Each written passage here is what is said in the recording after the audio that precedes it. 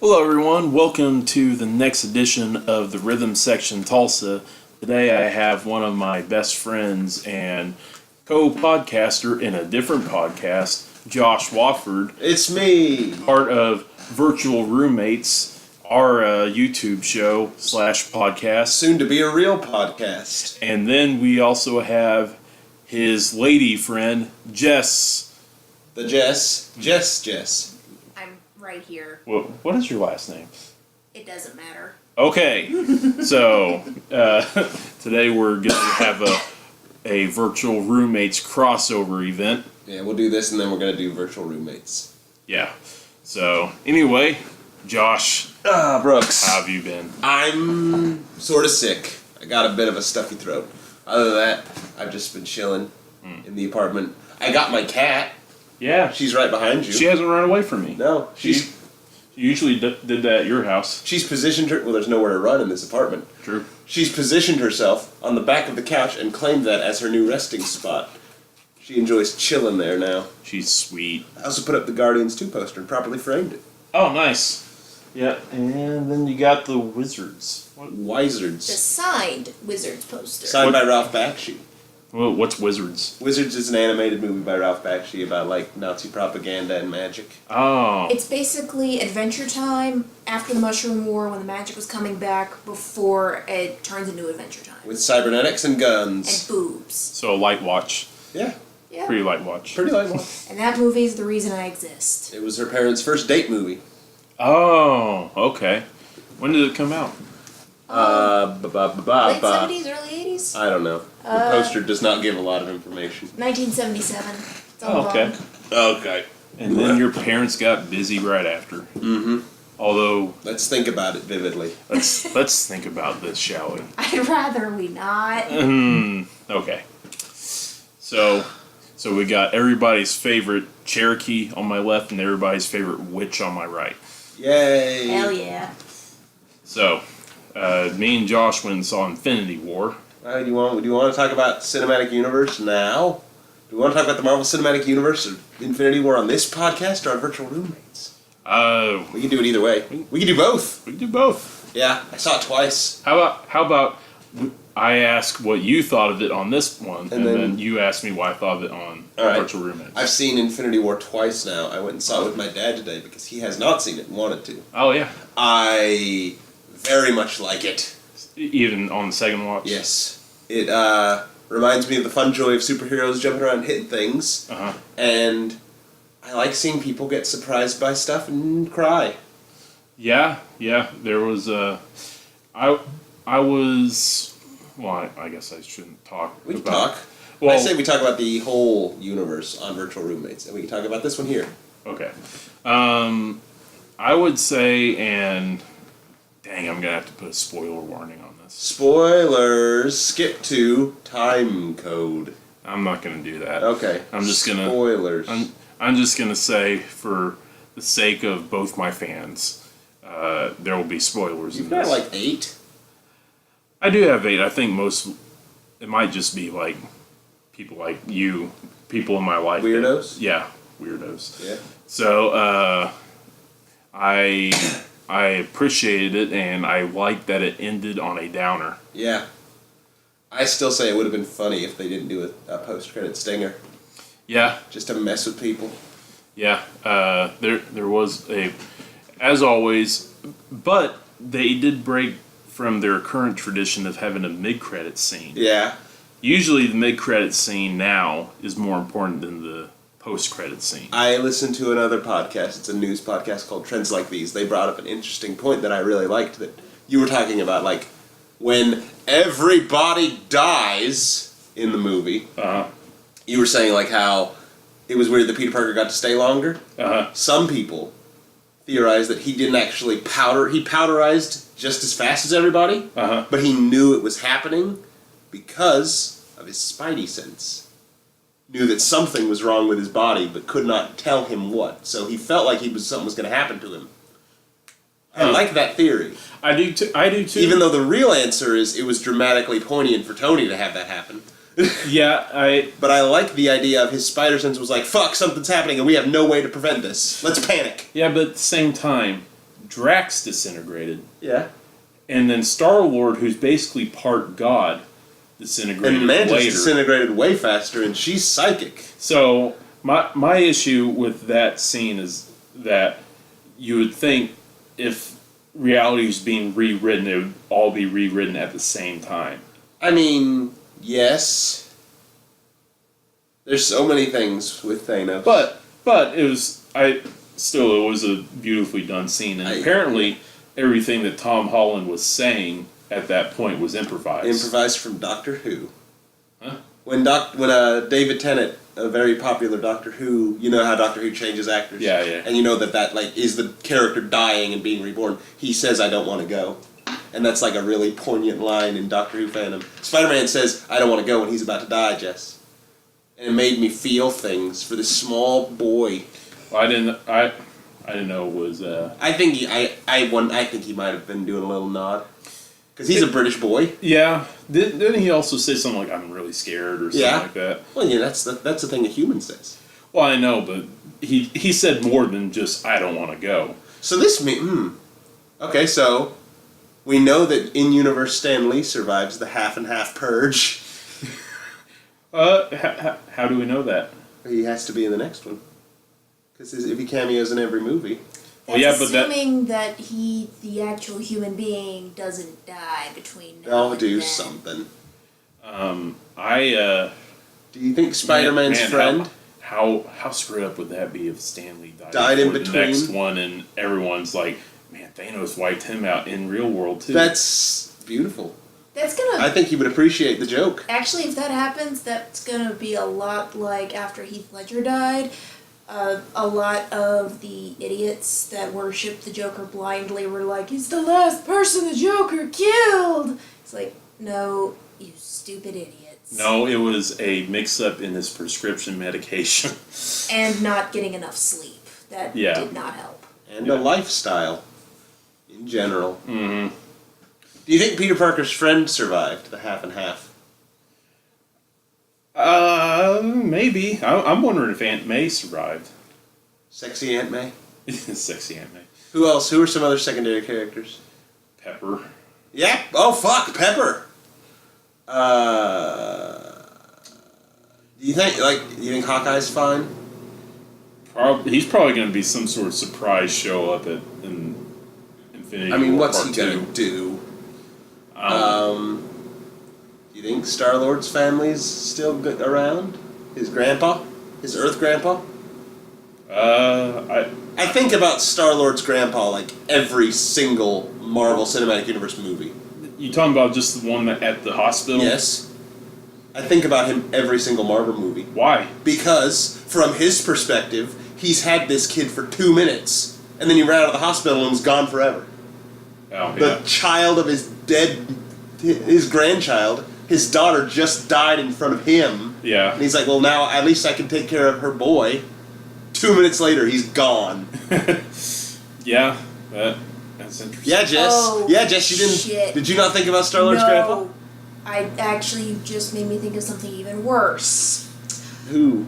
Child sexual abuse was at an all-time high in the 80s and 90s. Oh, you're gonna go dark? You're gonna I go super What does dark. this have to do with Star-Lord? Because Star-Lord was picked up in the 80s. Oh, So Grandpa might think he's been kidnapped. Oh, But no, he was. by satanic cult. By satanic murder sex cult. Mm. Did you hear that the fucking lady from Smallville, I forget which one, you saw that? I heard something about that Yeah, just today. she was like, she's been a member of a sex cult this whole time. And she's been actively recruiting. Actively recruiting since Smallville. Since Smallville. Since, like, during the time of Smallville, like, she was at least in it. She was aware of it and in it. Well, did it have something? Jess, you have a thing to say. That's had something to do Does with our. this mean we're finally going to start going after Scientology? Maybe. Hot take. Was it a Scientology? No, No, Scientology is the other big celebrity cult. The Venn diagram, they cross over. Oh well, Scientology's falling apart now anyway because of the internet. Mm-hmm. Well, yeah. But still, They still have an army of lawyers. people are like, does this ruin Smallville for people? It could. Did this have something to do with R. Kelly's sex cult? I don't know. They might have been related, but I do not remember. Too many people are being sexual deviants. Yeah. And by that I mean one human being somewhere is being a sexual deviant. That's one too many. I can't enjoy I Believe I Can Fly anymore. I know. I can't enjoy the inspirational opening to Space Jam. I know. And that's the worst thing that's happened with all this. My feelings. Wham. I saw that. I was at Family Video the other day, and they were showing Space Jam, and man, that soundtrack gets me pumped every single time I hear it. It's such a good soundtrack. It's a good soundtrack. Yeah. Jam! I'm trying to think of more minor Avengers characters that can be dead forever. It's something I kind of have a problem with. Did Wong die? The other sorcerer. Oh, I don't know. Something I really had a problem with is all of the original Avengers plus survived. Rocket. Plus Rocket. Rocket survived. Well, I'm talking about the first Avengers. Oh yeah, I know. I'm saying yeah. I don't really like that. It does show the writer's fingers. Yeah. To me, it should have been like maybe. Honestly, Iron Man got a lot of development in this movie. Yeah. Captain didn't. No. It would have made sense to kill off Iron Man in this one and let the second movie be Captain's. Yeah. Although Tony would probably be the only one smart enough to. Yeah, but they got Banner. They do, but Banner can't really do anything during a fight. But yeah, he's the brain. Right now. Well, yeah. Why do you think he couldn't turn? I think Hulk's just scared. I think Hulk's a puppy that got a no can shook in his face. He had his ass handed to him, and he's like, "No, I'm not doing." So I noticed when Thanos does his fingy boy, he snaps his fingers, and half of everything dies. Yeah. Which does that mean to plants? Does that mean to bees? No, it's just sentient life. So does that mean to bees? No. To dolphins? No. Like there's two super smart dolphins in one. What if there's a planet with like two things on it? Does that mean one of them's gone? No. But is half. It seems like he would be the kind of guy who'd go half for every planet. It was half of all inhabitants, like the actual people who were consuming things on that planet. Okay. So humanoids. Surely there's a few planets that are perfectly balanced already, though. Like just Well, the luck of the draw. Now they're even more balanced. They're fucking imbalanced. I had a point. When he does his fingy snap, the gauntlet is like fucked up. When it goes down, it's like bent up and damaged. But it still works because he does his portal to get to Sunset Planet to be happy at the end. Yeah. So why is it messed up for? Is that to make it easier to break in movie 2? Because they show us that it's broken. Why do you think they would do that? It was probably broken from all the Pressure. fights that he was having. Like, No, it was fine when he holds it up and then he does the snap to end everything, and then when the hand goes down when we come back, it's all messed up. I don't know. I'd have to see that again. But it still functions. Yeah, I'd have to relook at. Why is the mind gem the most important gem? It gets the big old back of the hand. I would put the soul gem there. Maybe it was just for some reason it was made larger. No, it's tiny. Envisions it. It's like the ring. It kind of expands and fits its needs. Oh, I don't know. Maybe he was just thinking, all right, I'm gonna fill up the fingers first, and then whatever's last will go here. Fair. I would have been more considerate of my thing. Honestly, the biggest surprise for me was Red Skull. I mean, he's really pointless right now. Until they could bring up a point in movie 2. I think they may have just been wanting to give us closure. I mean, I always wanted to know what happened to him, and I never thought that they were going to show it. So we found out he was warped to the Soul Gem planet. Yeah. And is a monk. He's a ring wraith now. Yeah. Which, that it was really pointless for him to be it. Yeah, I felt like they had a shadowy figure already made, and they were like, fuck! Yeah. Who can be the shadowy figure? Because it can't just be an inhabitant of the planet. And my guess is he's probably dead in his spirit. Maybe. Because he's guarding the soul gem, and he was floating. He materialized his legs. Interesting. And it wasn't Hugo Weaving. It was some other actor. Have you seen the movie yet, Jess? No. No, but I'm really burnt out on superhero movies, so But I she kind of don't care. Doesn't Okay. care about spoilers. Cool. She's more excited for Deadpool. Yeah. Well, Deadpool transcends All superhero things. movies. Yes. All feelings, all superheroes. I saw this one joke that Thanos kept a certain gem in Cable's eye. Like Cable's eye was a mind gem, he kept it there in a different dimension. Huh. But that wasn't it. Brooks, Yeah. why doesn't Doctor Strange just use time gem, go back, and fix things? It doesn't hurt him Well, that we've seen. my guess would be because he started to see that if he messed with time, bad things would happen. Like because the Sorcerer Supreme messed with time a lot It was like keep stab it. keep her young, and that ended up leading to Shenanigans. Dormammu almost Yeah. consuming the earth. But like, why not just be like, oh, Peter fucked up. yeah. I don't know. Also, and I'm predicting this is a bit of a how it should have ended. Bit is like Thanos is on Titan. Mm-hmm. They've got the gauntlet hand with his can't close his fist. Mantis is on him. They got the Spidey. Doctor Strange is like, opens a portal under Thanos. He starts to slip through. Close the portal. Slice him in half. Or do that with his hand. Well, you'd have to do it once he's under. But Or yeah. with his head. Or just open portal, because they established that Big Fuck does his hand jump and Yeah. gets cut. So it's like, well, I don't. Yeah, they can push the portals. I was like, can they move the portals once they make them? Yeah, he can. He could make one over any part of him, put it over, and then close it. Yeah. Why don't they do that all the time? Why didn't Peter Quill just keep his mouth shut and not ask about Gamora? You know what? Yeah, but still. You know what would have been more fun to revenge Peter? To punch him when he doesn't have his gauntlet on. Yeah. Yeah. To make sure that he dies Yeah. after they take Yeah. the stones away. Yeah. I did like the scene with Gamora. Yeah. The Guardians were the best part of this movie, as they are. And they were really toned down as far as humor goes. The Guardians are the best thing in the Avengers Cinematic Universe. I don't think Yes, so. they are. They're not. You're wrong.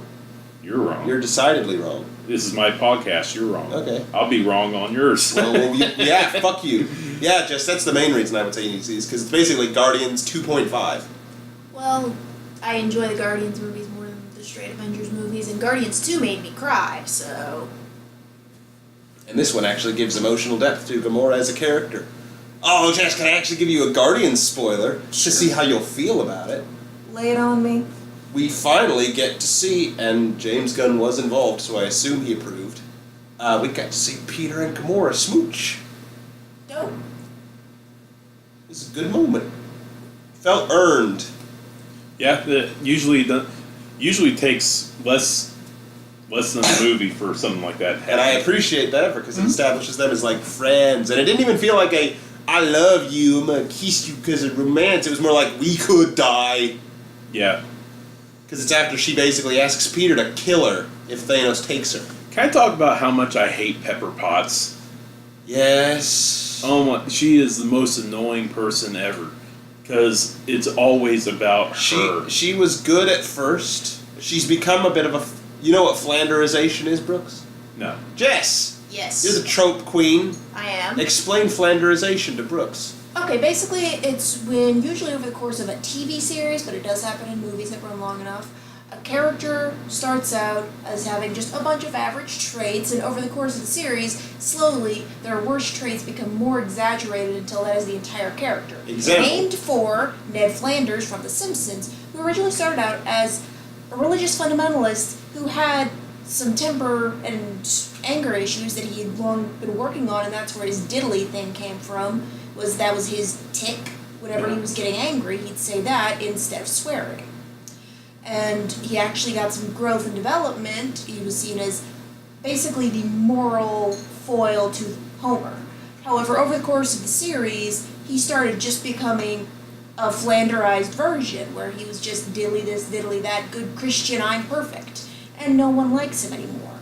Another example, Peggy Hill from King of the Hill. She started out as a kind of ditzy but lovable Spanish teacher, and then over the course of the series, she started turning into this self-absorbed mega airhead who thinks she is God's gift to the planet and can't speak Spanish.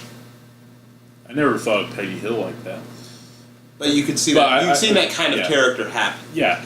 But I would say Pepper Potts in movie 1 is not that bad because her main thing is like, Tony, be safe. Yeah. But that's fine when it's like fucking Ironmonger or like Whiplash. But then once it's like, the aliens are here. Yeah, so she's like, are you on that spaceship? You better not be late to our dinner. I'm like, Pepper, there is something more important going on than you and your relationship. And there's a good Pepper Potts character. I like Pepper Potts Iron Man 1 and 2. She still bugged me. Mostly, it's gotten worse. It was bad in 3. I mean, it's kind of what I call Breaking Bad syndrome, where with Breaking Bad you had the wife of Walter White, who was for most of the series very normal. Obviously, her responses were fairly reasonable to the situations that were happening.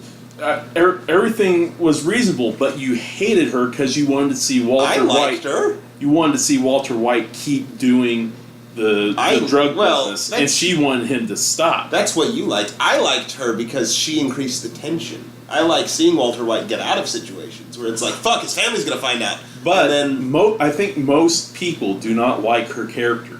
Well, I'm not. They find her. I know. If I may weigh in. No. So. This actually is a common thing in feminist critique of nerd things. Yes. Is frequently the female characters can have the exact same personality as a male character that is beloved, but the female character is hated.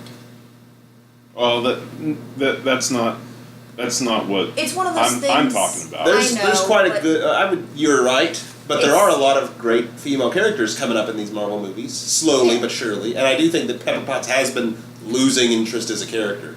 She's been... I liked her in the first movie. I do think she has been getting Flanderized. Yeah, but she's been getting flatter and flatter as a character, and she's becoming just the one-note Tony's girlfriend that tells him what to do. No, like, once we see Infinity Wars, I'm gonna, like, as soon as all her scenes are done, because she's only in the start, I'm gonna look at you and be like, is she a Flander?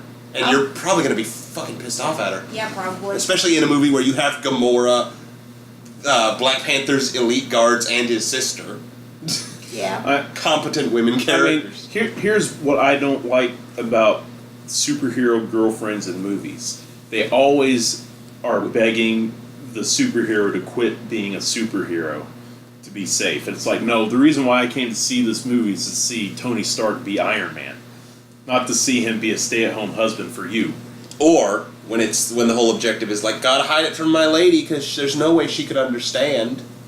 We need more just happy superhero relationships. It's kind of, even though they weren't anywhere near as good as the other Spider-Man movies, Gwen Stacy and Peter were good because Gwen's like, yeah, I know you're Spider-Man. I still approve of you and still want you to be happy. I say the golden example for a loving superhero relationship is still The Incredibles. Yes. That's a good one.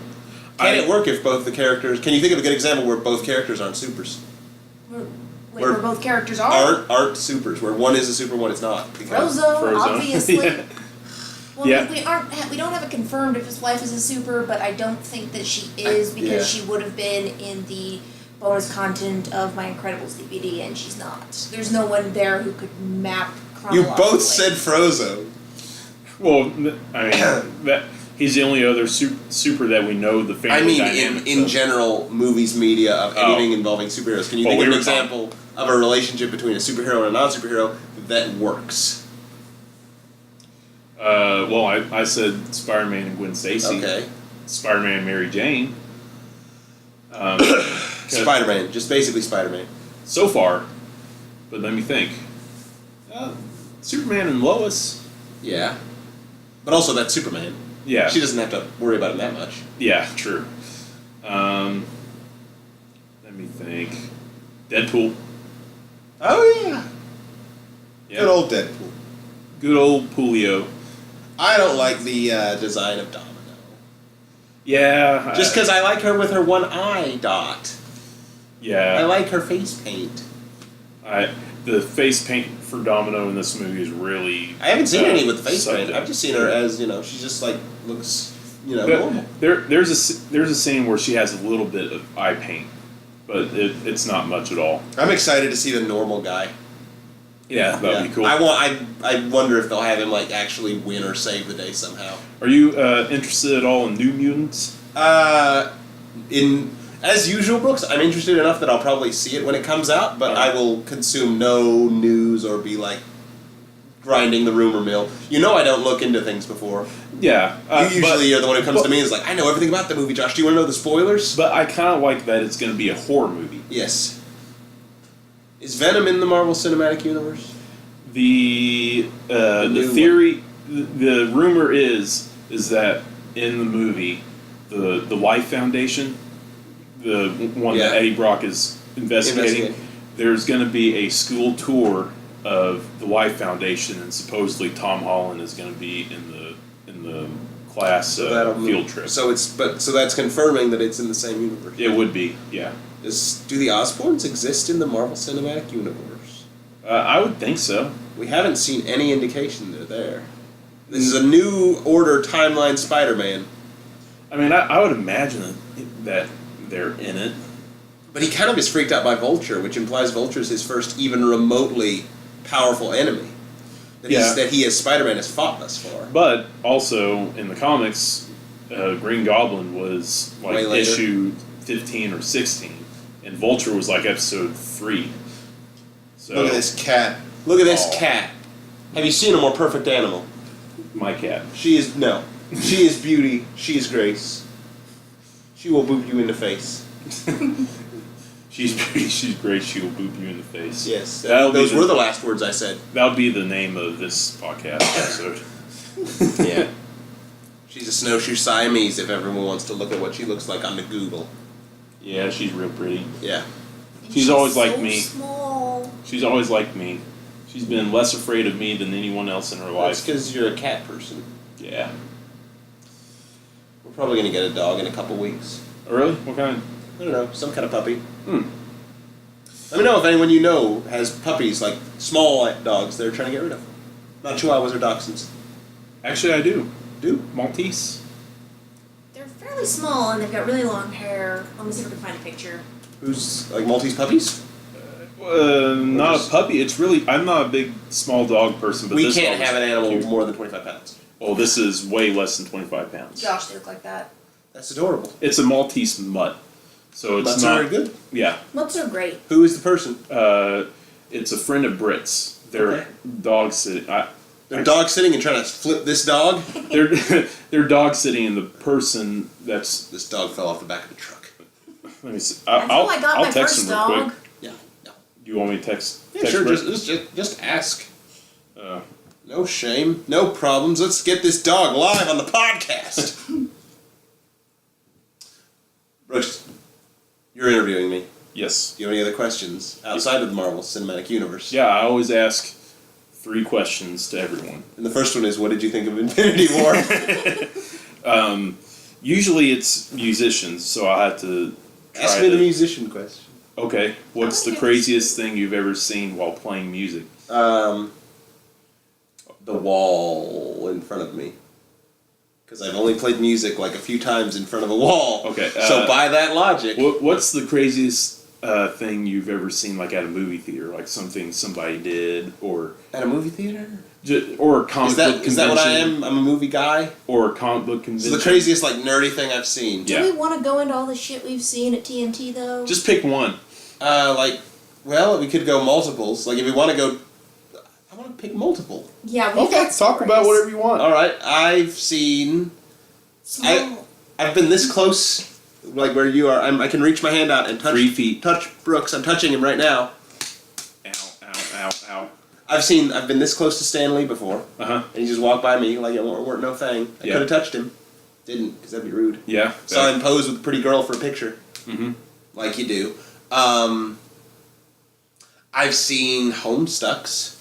Yeah. Are you aware of Homestuck, bro? I am. Armies of 12-year-olds covered in unsealed gray face paint screaming Disney songs at the top of their lungs while convention staff tells them to get out of the goddamn door. Were you at one of those celebrity centers for Scientology? No. We walked by a Scientology center one time. We have been by a Scientology. My dad and my sister saw a celebrity center in New York. Does this have anything to do with Homestuck?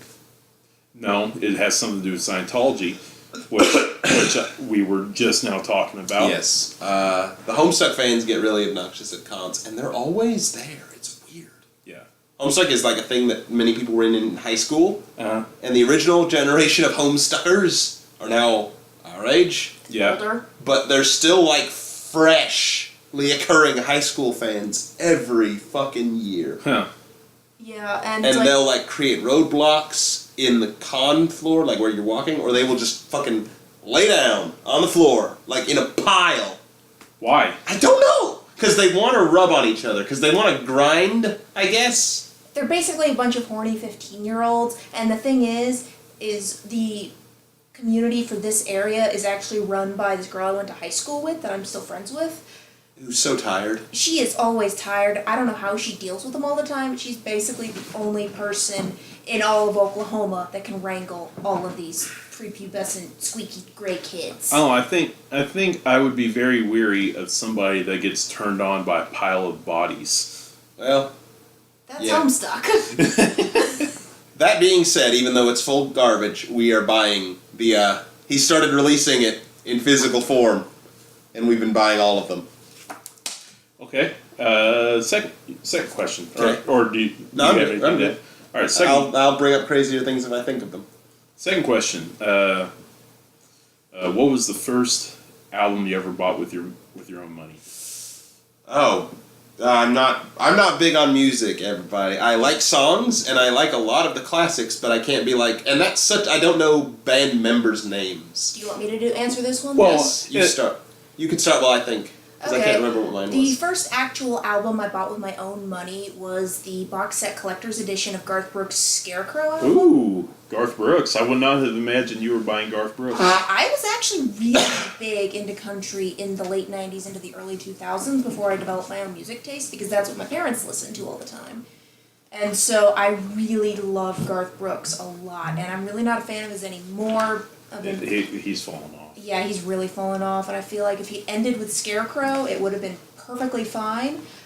But he wanted to make more money, so he came back. But then I think after I started developing my own actual music taste, which turned into what it is now, the first proper album I bought of that would have been From Under the Cork Tree by Fall Out Boy. Which is why I am That's still... a little closer to what I would have imagined Yeah. you were buying. This is why I am Eras, still an emo. So, do you you went and saw my band play the Vanguard. Did you like our music? Actually, I still like country. I just don't like a lot of the modern country that plays on the radio. Bro country. Yeah, bro country, because it's kind of all garbagey. My shirt says Buck Fro Country. I like that. That's the singer of my band came up with that. These are the shirts we sell. I will buy one of those from you. But yeah, I don't like bro country. I like classic country. I like older country. That's kind of what Texas Red Dirt Country is it's still set kind of in the 80s, 90s. Yeah, that's really most of the country music that I still like and will still actively listen to comes from that time period. Mm-hmm. So yeah. I can't recall any albums I've actually bought with my money that meant anything to me. So, But I just meant your first one. yeah, I can't even remember that. Okay, I what's can't your, remember that. what's your So favorite album? I'm going to go with this instead. I'm going to go with songs that did inspire me in a significant way that I remember. Okay. Okay? I want to answer that question when you're done. All right. In the same way of Jess has like eras of her, Mm-hmm. I remember driving through downtown with my dad in his older car that had a tape player still in the dashboard, Mm-hmm. and we went to the comic shop, comics and tapes and everything, and he found a Marty Robbins country cassette, Mm-hmm. and Big Iron. It was a Big Iron cassette. I mean, you've heard that song, I assume. By who? Marty Robbins. It's an old ballad song about like a gunslinger who just kills a cowboy in a town.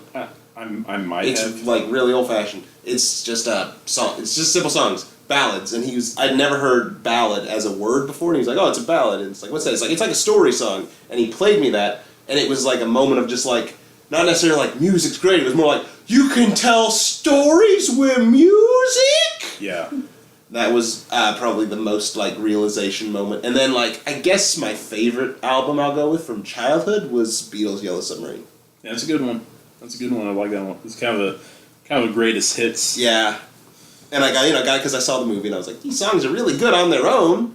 I wonder if there's more. Can I guess what your favorite album is now? Sure. Hamilton? No. No? Okay. I can say what my favorite album is now.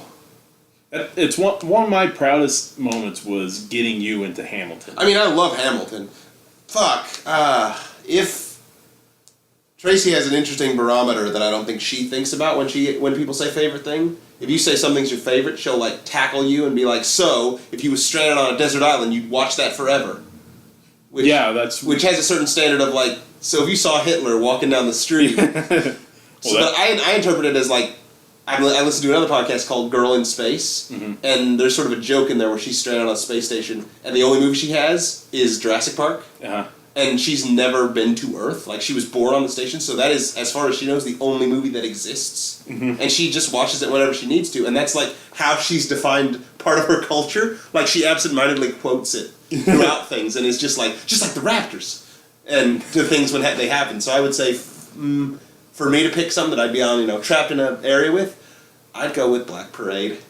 High five! I love that album. I'm not a big... My Chemical Romance fan. I'm not. It's the only album of theirs I've listened to in full. Yeah, me too. But what I love about that album is the production quality of the recording is just incredible. Which, whenever you see like recording studios, you have all those like level knobs and everything. Each of those level knobs are called tracks, and you can record an instrument with that track. So one track would be for acoustic guitar, one track would be for snare drum, one track, so on and so forth. Welcome to the Black Parade had 212 tracks. I believe that. And just how clean and the songwriting, how everything fit together on that album. I think any producer or recording artist needs to listen to that album and just listen to how it was done. Last I checked, My Chemical Romance was Jess's favorite band that has existed on this plane? Yes. Okay. My current favorite band that exists on this plane. Exists on this plane currently is still Fall Out Boy because they're just fucking awesome. But if it were to come down to a fist fight between them and MCR, I would have to stay with MCR because... Man, that'd be a heck of a fight. Dude, depending on... It's Battle Royale Dad Edition. Yeah. Depending on which era we're talking, they're probably gonna kick Patrick's ass. The singer for Fall Out Boy, what's his name? Patrick Stump. I think I remember hearing he took like 2 years off of Fall Out Boy to train in a cappella to better his voice. Yeah, it really shows in the later albums because the last album they did, pre-hiatus, was Filet à Deux, which is a good album. It's not my favorite. And then the first one coming off of that was Save Rock and Roll, which completely sounds totally different. Like, nothing sounds like it. They completely revolutionized their sound, and I really love the direction that they're going with it. So, like, I bought Mania the day it came out, and while it's not my favorite album, it's still really strong, and the songs on there are really good. Yeah. And even though a lot of people like me that grew up listening to them after they hit it with the Cork Tree, there's actually quite a bit of a divide. A lot of people do not like their new stuff. But the thing is they've only gotten better. Yeah. Yeah, their sound has changed, and they do tend to have a bit more of a poppy vibe to them, but it's still good because you can they've tell always they're had a still poppy vibe to dedicated to their craft. They've always been a little pop. Yeah, but the thing is, pop music itself has changed a lot since when we were teenagers. We got the 10th and, anniversary vinyl. My Chemical Romance. Of Black Parade. It's got demos on there, and there's a couple in there you can tell it's from back when Gerard was still drinking. Wow. He slurs a lot in the demos when he was still drinking. This is cool. Yeah. We got it because just wanted it. Because I'm a goddamn emo. We need to hang it somehow. Yes. Display it in some way. It sounds so crisp and perfect on vinyl. I love it. Yeah, this album is absolutely amazing to me. Blows my mind every time I hear it. You can play a high G and you immediately know who was an emo in high school because they start crying. Da, da, da, da. Exactly. Yes, I don't know music or people when this is like the in Back to Infinity War in a sort of like the most epic end for Wakanda by virtue of being the only end for Wakanda. Kevin Smith's daughter, Harley Quinn Smith. She plays bass, and she actually got to get up on stage with My Chemical Romance, play a song with them. Nice. Well, because they're friends with Kevin Smith. Yeah, I know Kevin Smith actually interviewed Gerard for his podcast ages ago. And they talked about his comic book. Yeah, Umbrella Academy, which we have both issues of, and they're turning into a Netflix series. Is it good? Oh yeah, it's really it's good. Good. It's weird. It does time travel in a way that I've never seen before, and I really like. It's sci-fi. Yeah, it's sort of like a like an Xavier School for Gifted Youngsters with just a weird twist to it. Oh, okay. You want to read them sometime? Sure. Yeah, they're really good. And he also wrote the Killjoys comic, which I didn't enjoy as much. It's very weird. Yeah. But neat to look at. Yeah. Huh. Yeah, I'll have to give that. Yeah, Gerard is a big comic book boy. Are you guys fans of Coheed and Cambria? A little bit. I'm aware of I them. like the song Home. It's a great song. Like that again, that's me. You'll be like this band, and I'll be like, I like these two songs. Well, they have more. The reason why I bring them up is because all except for like maybe one album tells the story of the Iron Wars, I think is what they call them. Heard that. I mean, I know concept albums. Pink Floyd, almost all of their albums are concept albums where they tell a story, but I've never seen a band make 6 albums that tell the same story, a continuation of that story. Well, I did not know that. I really should listen to those because My Chemical Romance did 1.5 concept albums, and then Fall Out Boy did a concept album. And Black Parade's a concept album. Yeah. It all talks about death. Yeah, it's actually the story of a soldier who went to a nondescript war, came back, and is now dying of cancer, apologizing for everything that he did in the war. Yeah. The Fall Out Boy concept album was actually Save Rock and Roll, and every single one of the songs has a music video, and it tells this weird, twisty story. It's kind of interesting.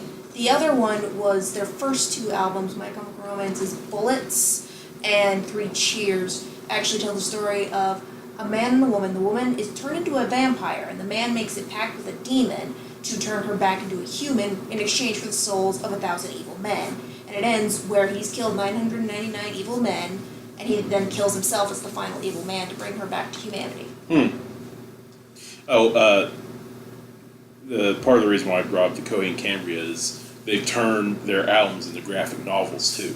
Ooh. So they have a visual So you could read guide. along? So there's a visual guide to their music. Maybe I like concept albums. You need to check out Coheed I and will Cambria. try some other things. They- Maybe subconsciously I like Black Parade because I do in my soul like concept albums. Yeah, and the singer Claudio, I think is his name. He's got a bunch of hair. He's a big Game Grumps fan. Yeah, I saw him. He guest starred with them. Yeah, he. Then when Danny was explaining to Aaron that he was a fan, he didn't believe him for like 15 minutes. Yeah, he's like, I got an email from Claudio, and he's like, hey, can we hang out? And Dan's like, what? So today, Or it was the other way around. I can't remember. today, Jess, the precious bean, stepped wrong and hurt her ankle.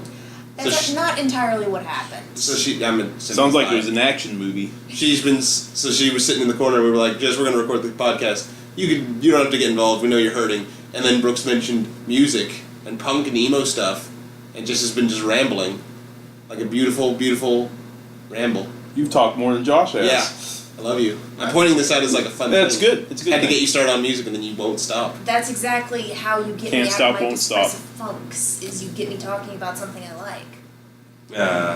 Like me. Brooks, So- can I ask you a question? Yeah.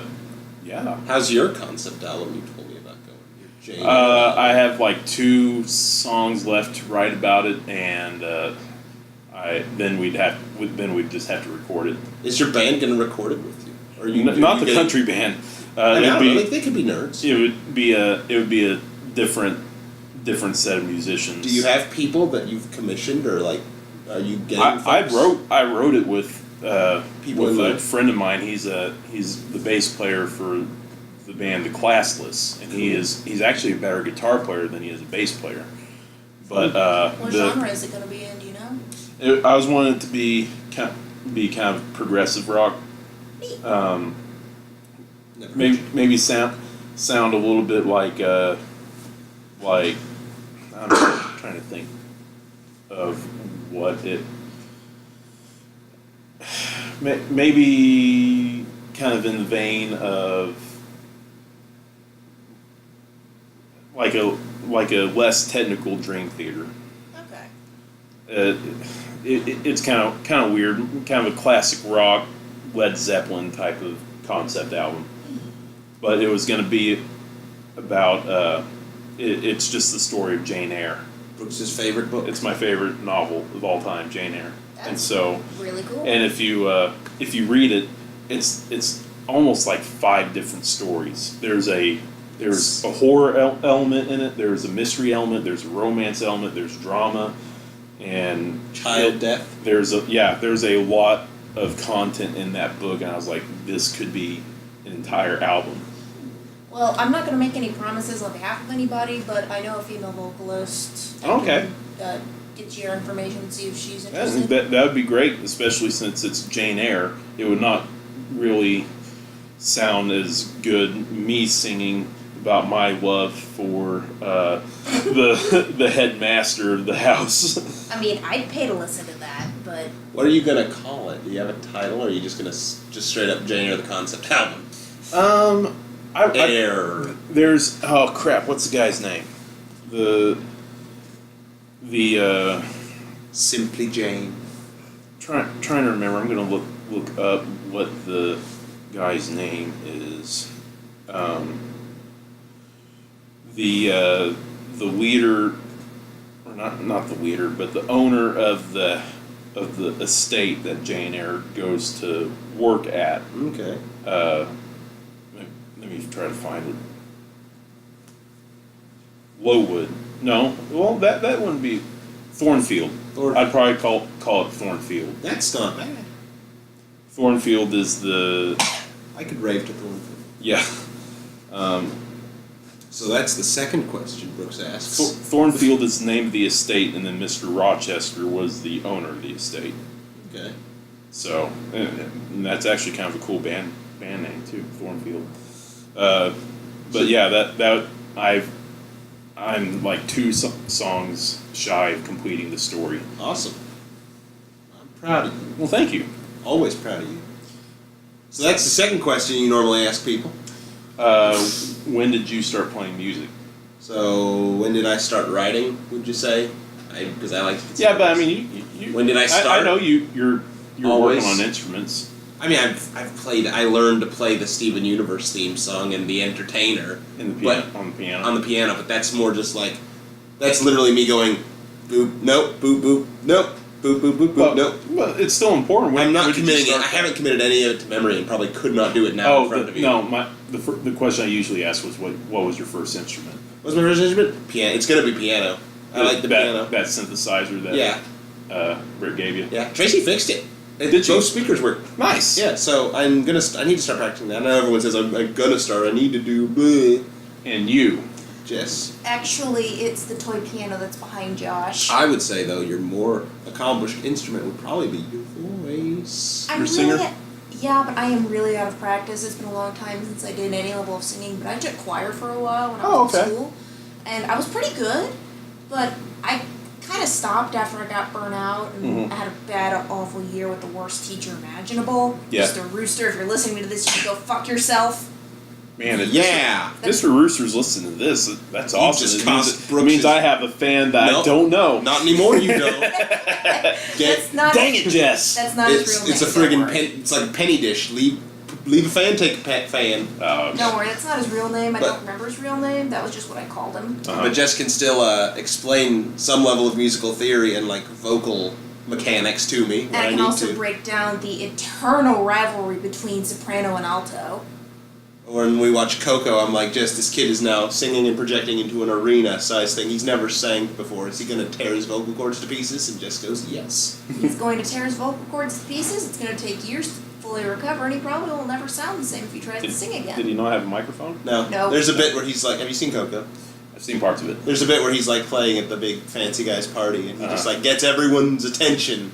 And yes, the place looks acoustically perfect. Yeah. But he's always played in secret, so we assume he hasn't been projecting in Well, singing. at the same time, he also found an old guitar that he didn't need to tune. No, he made a guitar. He also made a... I need to show you that. He makes a guitar out of, like, driftwood and nails. Ooh. And I'm like, Brooks, can you? Can you make a guitar out of screws and wood? If the wood's strong enough. I mean, it does. Grandma can smash it. Easy. Yeah, I just need to watch that movie. It's a good movie. It's It's the best... I'd say it's the best Pixar since a while. our Since the guitar se- player said that it really hit home for him because he was he grew up playing music too, and I think his family was like, "When are you going to get a real job?" Where have I heard that before? Oh, the creative arts. Yep, The non-real jobs. yep. Yay. Looping back into the original question, yeah, that's actually the first thing I always see with amateurs is they don't know how to project properly. Mm-hmm. And we were not allowed to sing for any of our performances until we proved we could project. Yeah. Our teacher, my good choir teacher, stressed that from day one. You have to project from your core and your stomach. If you go Diaphragm. anywhere else, you're going to completely kill your throat. Yeah, Do you sing, Brooks? a little bit. How long could you sing comfortably?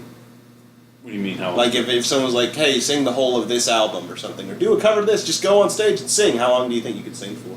I could probably sing the entire time. My problem is that if I'm singing on stage, usually I'm playing an instrument, and I can't play an instrument and sing at the same time. Huh. It's too hard. Are you often called on to sing without an instrument? Or are you usually, I'm never are they called usually- on to they're sing. usually like instrument.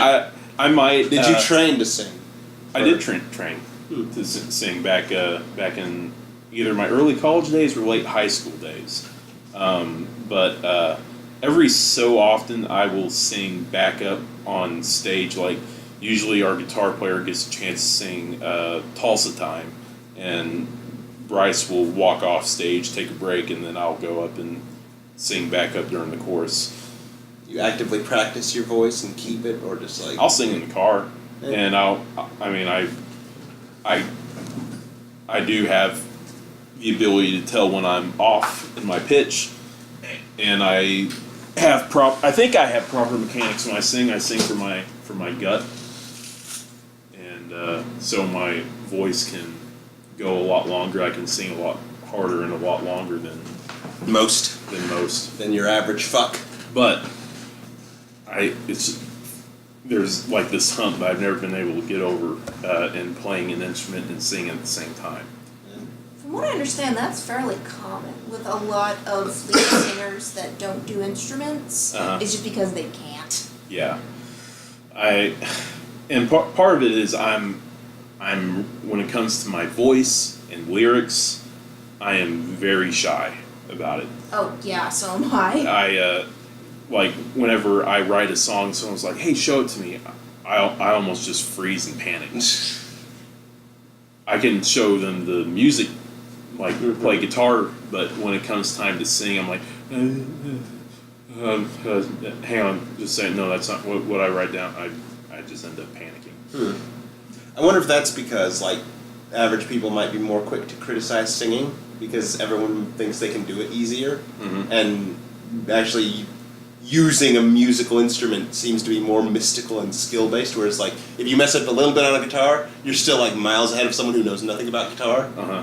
But Yeah. someone, even the average fuck who can't sing is like, well, I know good and bad singing. I have a palate, whether or not they actually do. Yeah, I mean that does Yeah. make a lot of sense. The I think that might be it, because that's the exact same reason why people seem to think that writing is easy. Yes.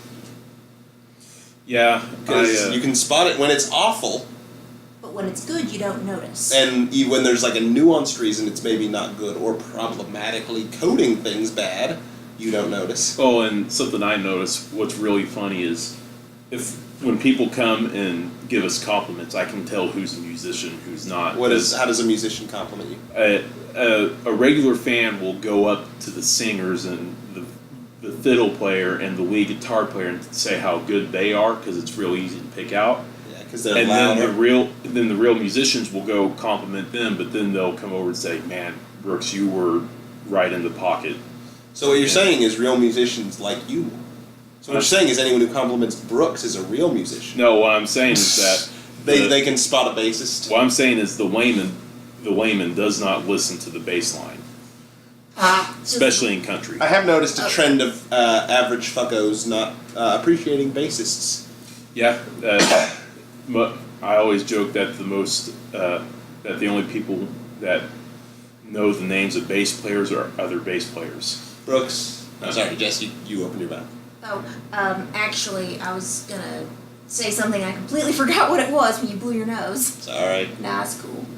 Brooks. Yeah. Yesterday, last week, last time you were here, Yeah. we watched Scott Pilgrim. Yes. Bassists feature heavily in that. Yeah. Was that satisfying for you to see? Yeah, anytime a bass is prominently featured in any kind of music, I'm a fan of it. Was that them playing in the little D flying out of the guitar? Yeah, although he was playing more notes than just the D. I would have liked it if it had been like D, D, E, E, A, whatever. Yeah. But it And was the bass still, battle? I love the bass battle. That was fun. I remember what I was gonna say. Mm. Actually, it's like I've noticed there's some songs where I actually think they sound better with the bass line cut out, or not cut out, the... Screw you! Dude, I'm in pain and tired with the bass line instead of the guitar, with the guitar beat cut out. Because I noticed this one time when my car speaker started going out. There's a couple Rise Against songs because they do guitar on one side, bass on the other. Yeah. The guitar speaker went The out. guitar speaker goes out, and it sounds really good with just the bass line going before it meshes back into doing it on both speakers. Mm-hmm. Yeah, it's funny. The bass is kind of it's very underappreciated. When it's going off, when it's wrong, people will know something's wrong, but they won't be able to know that it's the bass player. They might assume it's the guitar player or the singer not singing. So you're like the foundation of a house. Kind of. It's it's like your ankle. You never think about your ankle until you hurt it. Yeah, until you trip in the middle of the road. And then roll you your really ankle. appreciate it once it gets better. Yeah. So what you're saying is the bassist is the most important character in Homestuck. Yes. But yeah, I do love being a bass player because the intention really isn't fully on me.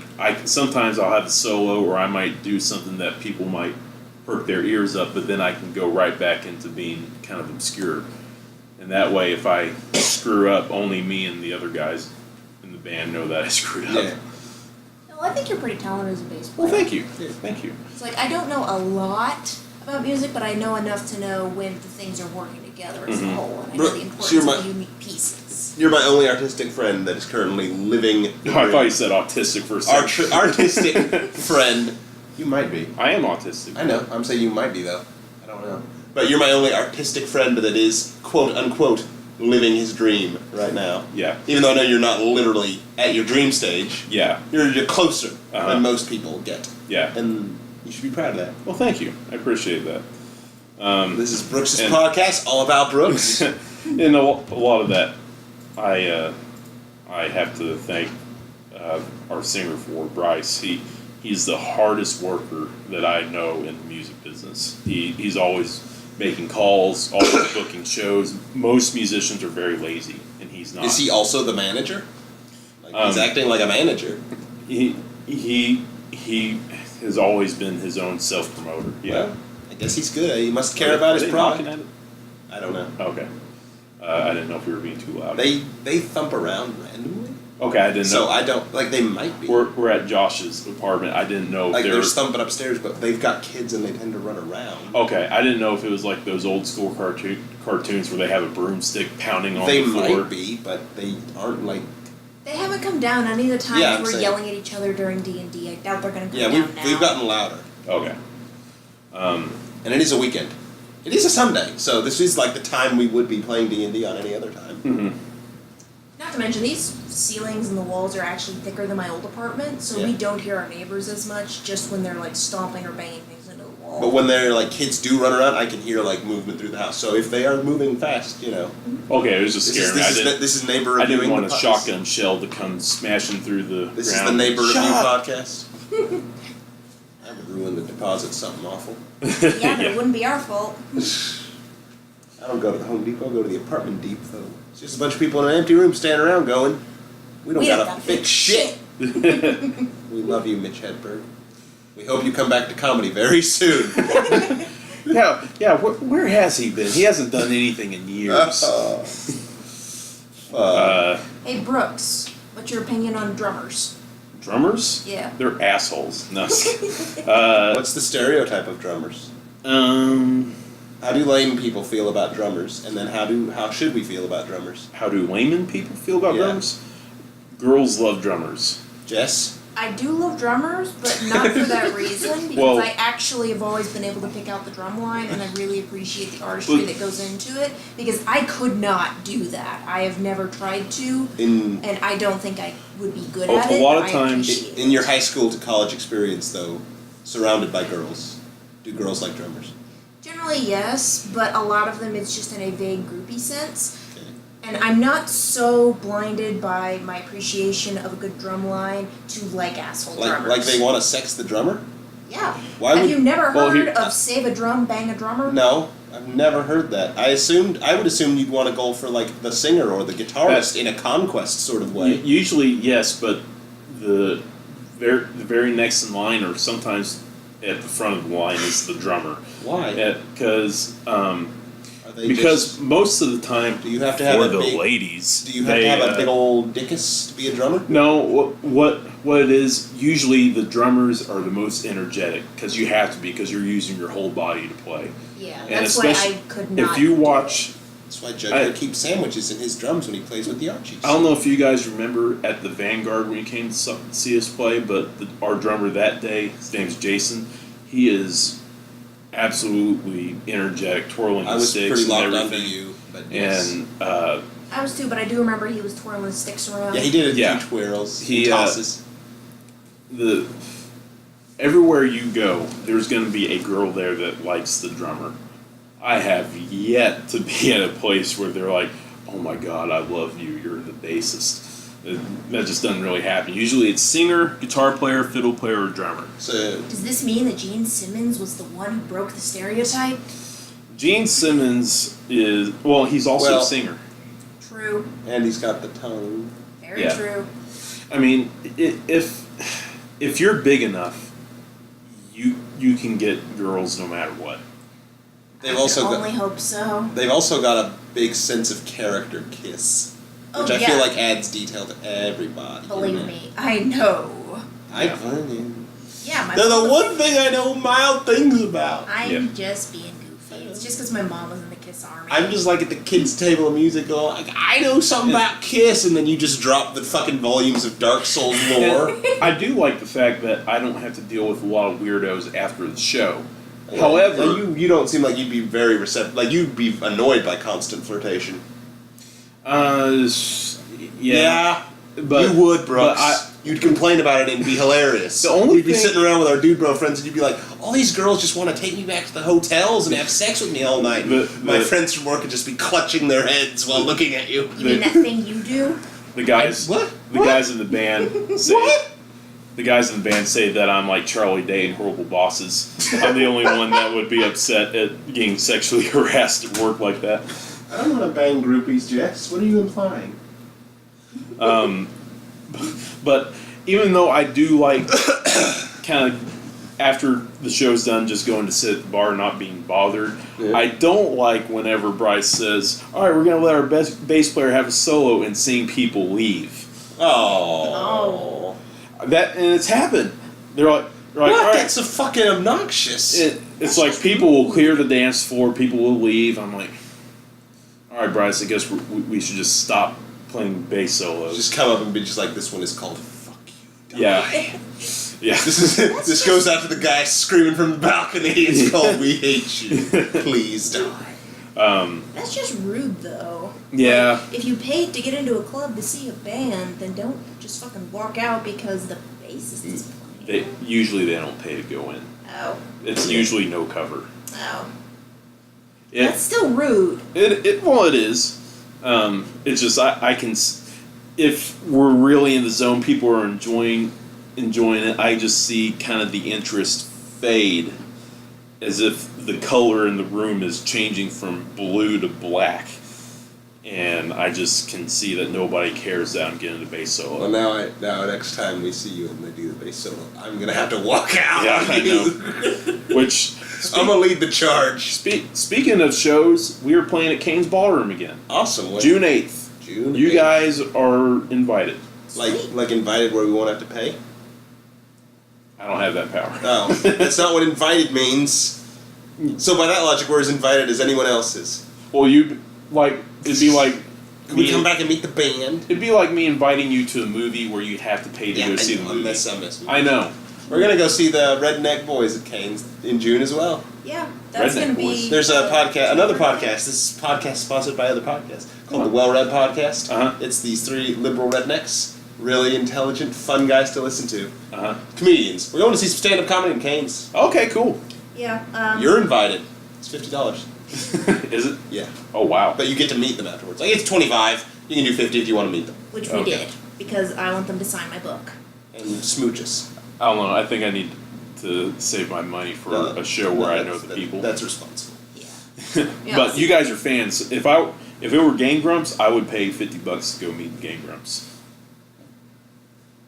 But anyway, we've been talking for about an hour and 6 minutes. We've got the 3 questions in. And you're wanting to do a virtual. We'll do a virtual roommates. I'm gonna, as a preview for that, I guess. I was thinking we would do the 36 questions, Brooks. Do you know what that is? No. It's a psychological experiment developed by some people, scientists, psychologists, people like that. It's apparently meant to increase one's relationship with another person, to get really like interestingly intimate, not common intimate questions. Huh. Usually designed as first date questions. Ooh. As a fun test. I thought it'd be fun to do as buddies. That'd be and a lot of see if fun. it enhances our friendship. Yeah, so tune in To virtual roommates. These 2 lovely people are on the podcast I'm also on, called Virtual Roommates. We're gonna actually put it in the real iTunes feed and put it under the podcast banner Lazy Dog, where you may also get to hear a rhythm section. And it's also on YouTube under the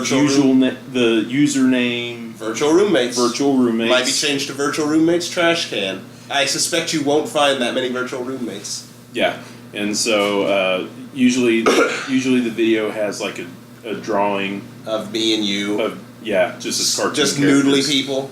So Go to there. We talk about Harry and his bucket full of dinosaurs, various kids' cartoons, the weird mechanics of Dragon Ball, how Wonderwall relates to the Wonder Ball. So anyway, go give them a listen, or us a listen. I'm part of that too. Let's see, show dates coming up. Kane's Ballroom, June 8th.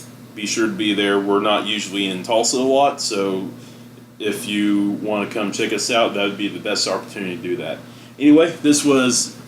Hey, Brooks. What? What do you call a YouTuber who's also a werewolf? What? A like and subscribe. Very nice. And, as always, until we get a paid sponsor, we are brought to you by the letter A.